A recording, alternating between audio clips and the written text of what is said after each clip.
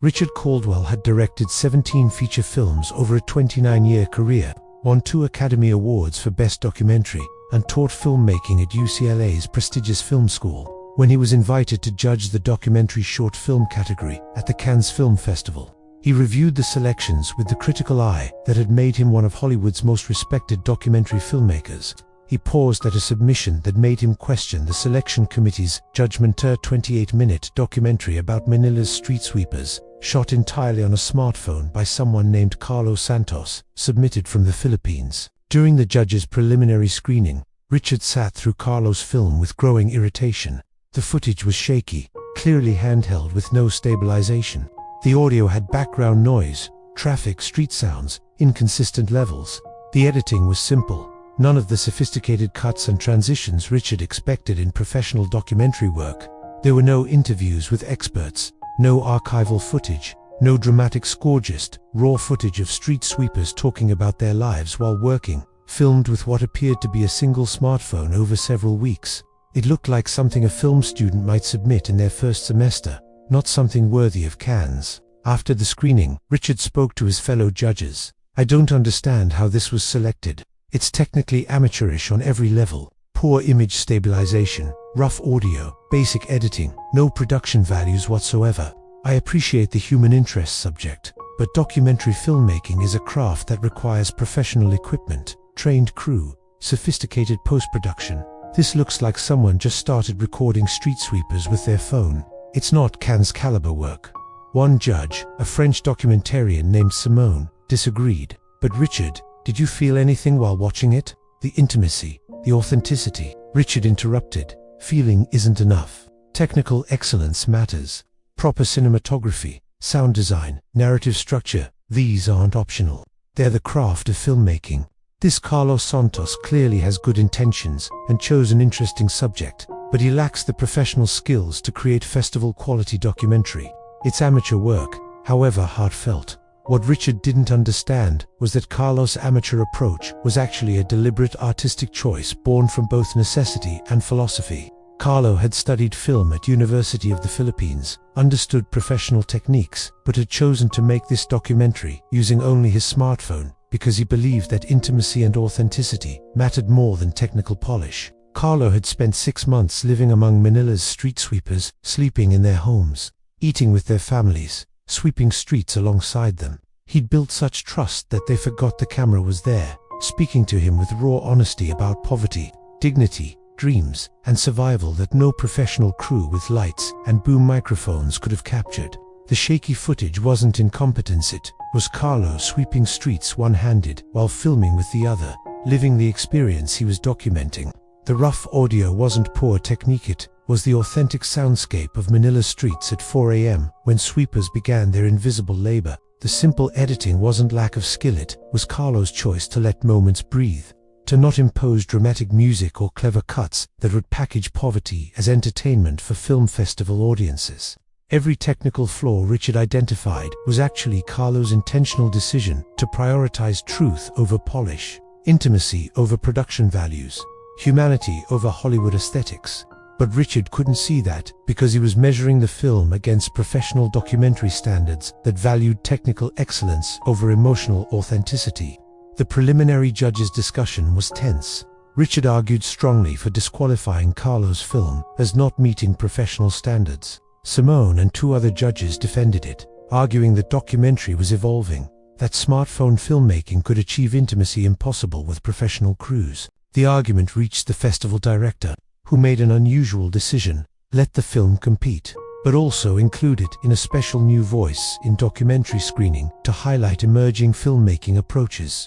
Richard accepted this reluctantly, confident that when professional audiences saw the film alongside technically sophisticated documentaries, Carlo's amateur approach would be exposed as inadequate. The festival began.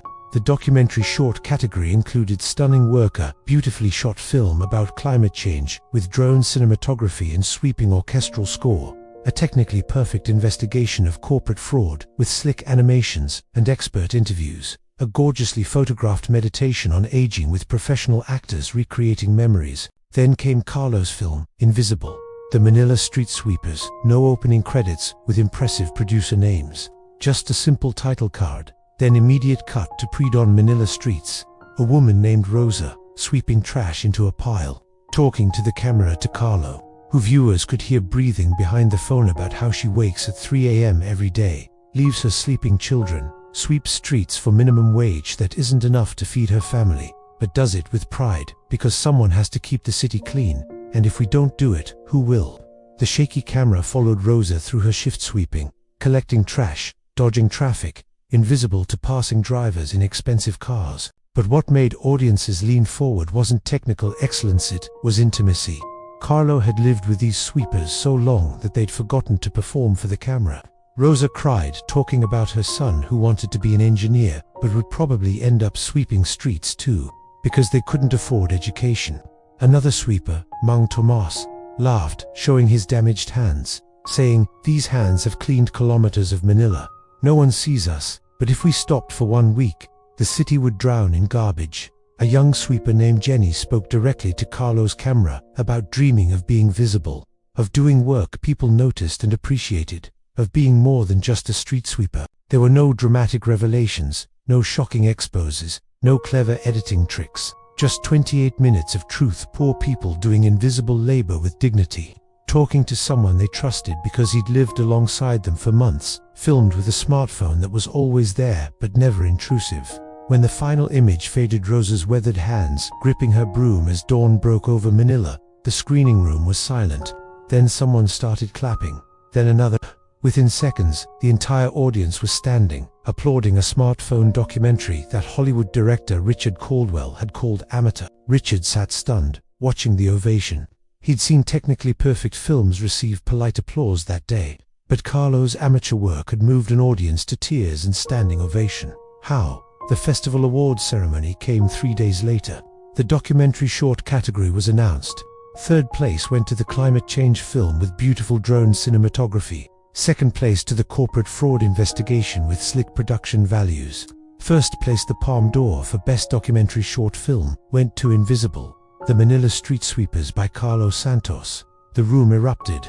Richard sat motionless, processing what had just happened. After the ceremony, Richard found Carlo, who stood uncomfortably in the crowd, clearly out of place among tuxedos and evening gowns, in his simple Barong Tagalog. "Mr. Santos, I owe you an apology and an explanation. I called your film amateur. I criticized the shaky footage, the rough audio, the simple editing. I measured your work against professional documentary standards and found it lacking, but I was measuring the wrong things. Your film did something my professionally shot, expertly edited documentaries often fail to do. It made an audience feel the truth of your subjects' lives. How did you achieve that intimacy?" Carlo smiled gently. "Director Caldwell, I studied your documentaries in film school. They're brilliant, beautiful cinematography, perfect sound, compelling narratives. But I noticed something. Your subjects were always aware of the camera, performing slightly careful about what they revealed. That's natural when there's a crew, lights, professional equipment. People put on a face for that kind of production, so I chose differently. I used my smartphone because it was small, familiar, non-threatening.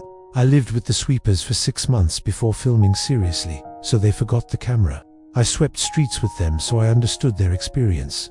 The shakiness you called poor technique, that's me sweeping with one hand and filming with the other, living what I'm documenting." He continued, "The rough audio isn't incompetence, it's Manila streets at 4 a.m., the authentic sound of their world. The simple editing isn't lack of skill, it's me choosing not to manipulate their truth with dramatic music or clever cuts. You called it amateur because it doesn't look like Hollywood documentary, but I didn't want Hollywood aesthetics. I wanted truth, and sometimes truth is shaky, rough, simple, but more powerful than any production value could make it." Richard nodded slowly, his professional certainty crumbling. "I've spent 29 years perfecting documentary technique, camera movement, sound design, narrative structure, but you just won cans by deliberately rejecting everything I teach. You showed me that technical excellence can sometimes get in the way of truth." The conversation between Richard and Carlo continued for hours, evolving into a genuine dialogue about documentary filmmaking's future. Richard recognized that Carlo wasn't actually amateur. He was deliberately using different tools and approaches to achieve authenticity that professional methods couldn't. Carlo acknowledged that Richard's techniques had value, but weren't the only path to powerful documentary. 6 months later, Richard did something that surprised his UCLA colleagues. He invited Carlo to co-teach a documentary workshop at the film school, combining Hollywood technical expertise with Filipino authentic storytelling approaches. Standing before film students, Richard and Carlo presented two approaches to documentary. Richard showed technically perfect footage, steady shots, clean audio, professional grade. Carlo showed his shaky smartphone footage of Manila's streets. Richard explained lighting ratios and color grading. Carlo explained how living with subjects for months built trust that no lighting setup could create. Richard taught narrative structure. Carlo taught the power of letting moments breathe without imposing structure. Students realized they weren't learning either, or they were learning how to choose the right approach for their story, their subjects, their truth. The class project was revolutionary. Students paired up, one shooting with professional equipment using Richard's techniques, the other using smartphones and Carlo's immersive approach, both documenting the same subject. The results were illuminating. Professional footage looked beautiful but often felt distant. Smartphone footage looked rough but captured emotional moments that professional setups missed. The best work came from students who understood when to use which approach: technical excellence when it served the story, intimate authenticity when that revealed deeper truth. 3 years after Cannes' Invisible, the Manila Street Sweepers was studied in film schools worldwide, not as an amateur fluke but as an example of how documentary was evolving in the smartphone era. Major streaming platforms commissioned Carlo to create more documentaries using his intimate approach. Richard incorporated smartphone documentary techniques into his own work, finding that sometimes putting down the professional camera and picking up a phone created access and authenticity his crews couldn't achieve. And together, Richard and Carlo published a book, Beyond Amateur and Professional: The Future of Documentary Storytelling. In the introduction, Richard wrote, "I called Carlos Santos's Cannes-winning documentary amateur because it didn't meet professional standards I'd spent 3 decades mastering. The shaky footage, rough audio, and simple editing violated every rule I taught. But rules exist to serve truth, not replace it." Carlos showed me that sometimes the most sophisticated documentary filmmaking looks unsophisticated because sophistication isn't about technical perfection.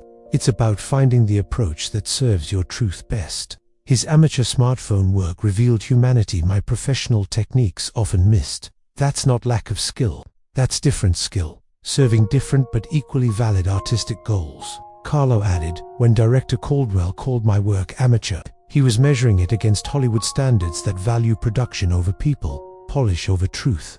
But documentary isn't about looking professional, it's about revealing truth. Sometimes a smartphone in trusted hands captures more truth than a $100,000 camera operated by strangers. Sometimes shaky footage taken while living the experience shows more than steady shots taken from outside. Sometimes rough audio from real environments speaks louder than perfectly cleaned dialogue."